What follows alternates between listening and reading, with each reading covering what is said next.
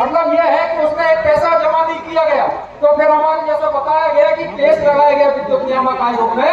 तो उनने जब ऑर्डर किया कि 750 करोड़ रुपए ये उपभोक्ताओं से वसूल कर चुके थे और पेंशन ट्रस्ट ने पैसा जमा नहीं किया, तो नियामक आयोग ने आदेश किया कि आप मार्च 22 तक 750 करोड़ रुपए जमा करो और कितना पैसा आपको लगेगा।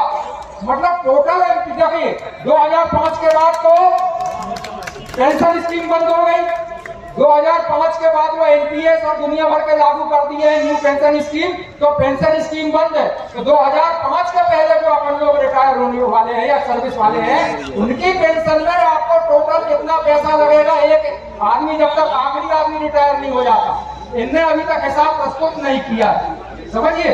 इसके बाद ये है कि उसमें पर्याप्त पैसा है नहीं।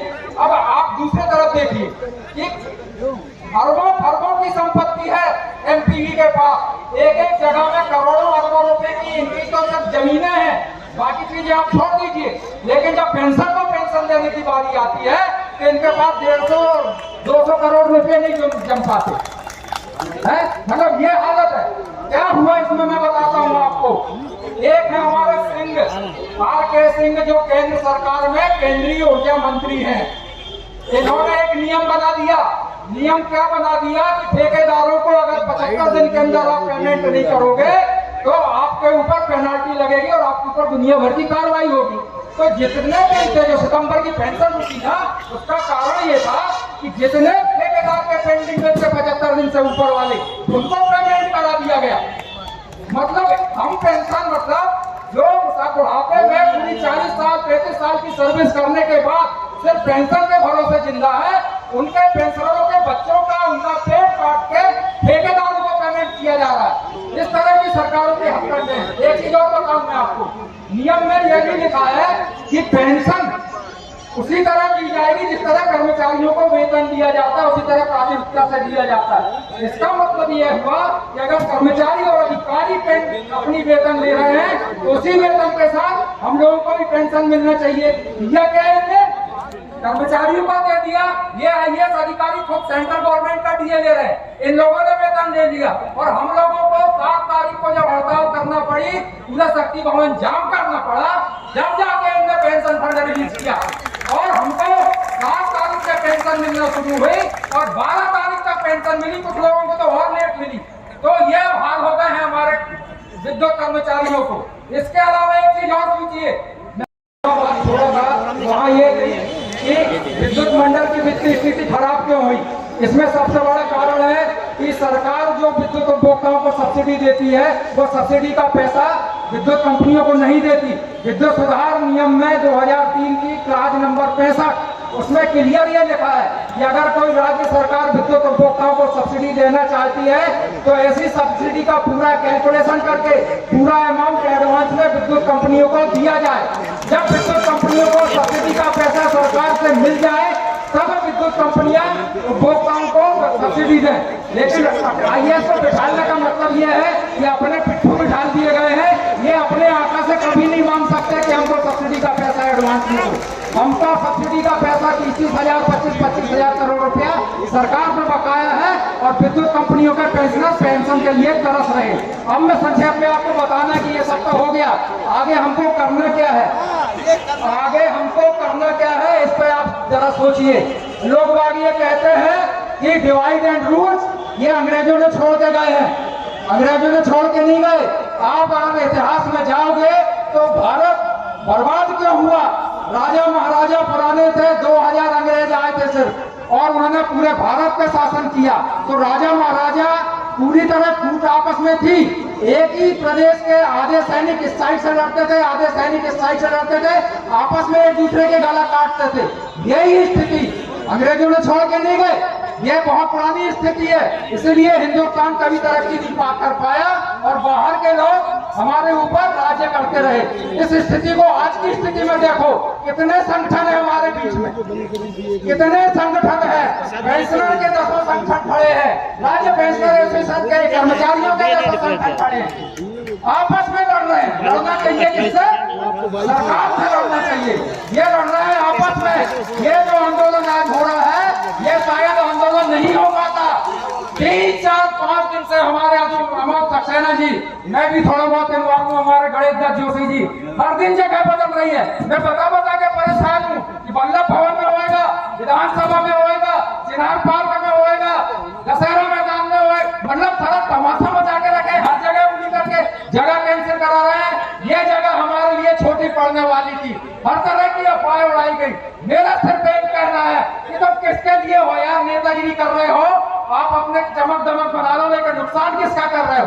तुम्हारे गले गले भरे हैं, तुमके पास पर्याप्त पैसा है, लेकिन तुम उन महिला पेंशनरों की सोचो, जिनका पुराने पेंशनरों की सोचो, जिनका घर से आगे नहीं बताऊंगा तो समाज बहुत से साथी आपको देखने में मांगे बता रहे हैं। मैं सिर्फ दो चीज पर फोकस करूंगा। खासकर मैं राज्य पेंशनर और उनकी बहुत सी मांगे लगभग कॉमन, लेकिन चूंकि विद्युत मंडल एक अलग था और विद्युत कंपनियां भी तो उनका पैटर्न थोड़ा सा काम का अलग था, तो मैं विद्युत पेंशनरों की समस्याओं पर ही फोकस करूंगा और उस पर भी आपको लीगल काइंड बताऊंगा। बाकी मांगे क्या है आप सब लोगों को मालूम है। मेरा ये कहना है कि आप ये देखिए कि मध्य प्रदेश विद्युत मंडल को तोड़कर जब 6 कंपनियां 2005 में बनाई गई तो सरकार ने एक नोटिफिकेशन जारी किया। गजट नोटिफिकेशन का मतलब होता है कानून। वो कानून जारी हुआ 13/6/2005 को। उस गजट नोटिफिकेशन के 3 जो नियम है उसको आप ध्यान में रखिए और इसके बाद आप विचार कीजिए कि मध्य प्रदेश सरकार और विद्युत कंपनियां हमारे ऊपर कितना अत्याचार कर रही है। इसी तरह एक और विद्युत अधिनियम 2003 केंद्र सरकार ने पारित किया है, उसका भी एक प्रावधान है, वो भी मैं बताऊंगा, उसको भी आप सुनिएगा और फिर सोचिएगा कि ये मध्य प्रदेश सरकार जो कि कानून बनाती है, केंद्र सरकार कानून बनाती है और कानून बनाने वाले ही जब कानून तोड़ेंगे तो इनके ऊपर कार्रवाई कौन करेगा? हम लोग हैं, हमारे ऊपर अगर जरा सा भी कुछ हो जाता है तो हमारे ऊपर कार्रवाई हो जाती है। अभी आपने कहीं कार आप ऊपर जगह खड़ी करके आगे हो गए ट्रैफिक में तो अभी आपके ऊपर डंडा घूम जाएगा, लेकिन ये कानून बनाने वाले जब कानून तोड़ते हैं तो इनके ऊपर कार्रवाई कौन करेगा? मेरा ये कहना है, मैं आपको संक्षेप में बताऊंगा कि जब 2005 में कंपनियां बनी थी, गजट नोटिफिकेशन जारी हुआ, इसमें 8 नियम 8, 9 और 10। इसका सार यह है, भाषा तो बहुत मतलब उसकी कठिन है, लेकिन उसका सार यह है कि मध्य प्रदेश विद्युत मंडल में काम करते हुए जो आपकी सेवा शर्तें और नियम हैं, ये नियम और शर्तें बरकरार रहेंगी, मतलब एज इट इज रहेंगी। इसमें अगर कोई परिवर्तन किया जाता है तो ऐसा परिवर्तन नहीं होगा जो आपको आर्थिक क्षति पहुंचाएगा। बात समझ में आई आपके? इसका मतलब यह हुआ कि आपको उस समय जो मिलता था, लेकिन आप ये देखेंगे कि आपको एलटीसी बंद कर दी गई, कैश हैंडलिंग अलाउंस बंद कर दिया गया, एक्स्ट्रा वेजेज का मतलब आप देखो कर्मचारियों के सब फ्रिंज बेनिफिट छीन लिए गए और हाउस रेंट आपका फ्रीज है 2006 से। बहुत सी चीजें ऐसी है कि आपको नहीं मिल रहा है। पहला उल्लंघन ये हुआ। दूसरा उल्लंघन में ये लिखा है कि विद्युत मंडल के जो पेंशनर्स हैं इनके पेंशन देने के लिए आप एक पेंशन फंड बनाएंगे और उस पेंशन फंड में आप पर्याप्त राशि जमा करेंगे। उस पर्याप्त राशि को अगर जमा नहीं करेंगे तो विद्युत बिल में आप पेंशन की खर्चे की राशि जोड़कर उपभोक्ताओं से वसूल करके उस राशि को पेंशन ट्रस्ट में जमा करेंगे। नियम बना 2005 में। 2005 से 2012 तक सब सोते रहे।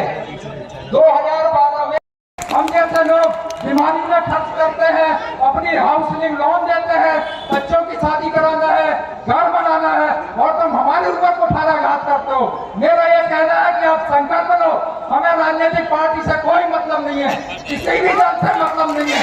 हमारे साथ जो अत्याचार करेगा हम उसको सरकार में नहीं रहने देंगे।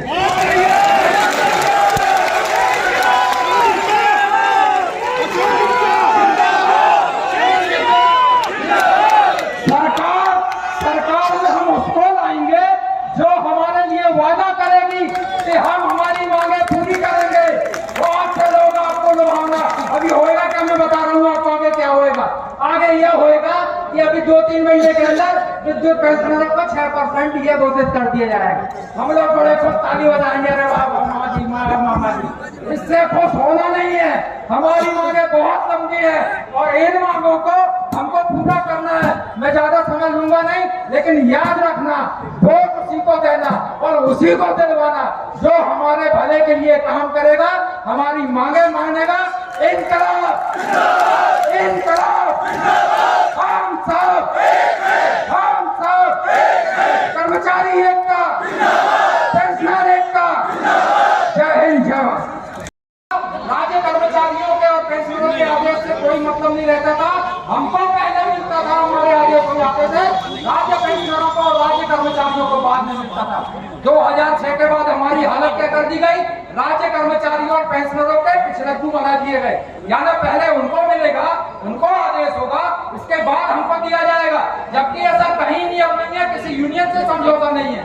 तो इस तरह की हरकतें चल रही है। मेरा आपका यह है, एक चीज और बता देता हूँ, ज्यादा नहीं बोलूंगा, कि सब्सिडी कारण ये बताया जाता है, हमने मीटिंग की है, हमारे जसवाल भी बैठे हैं, सीएमडी पोरवाल से हमने 2 मीटिंग की।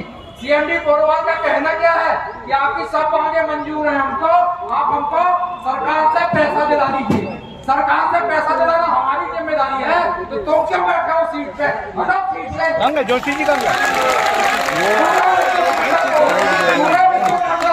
संजय डोभाल ने बर्बाद किया, एनर्जी सेक्रेटरी ने, और विवेक पोरवाल ने बर्बाद किया। इन दोनों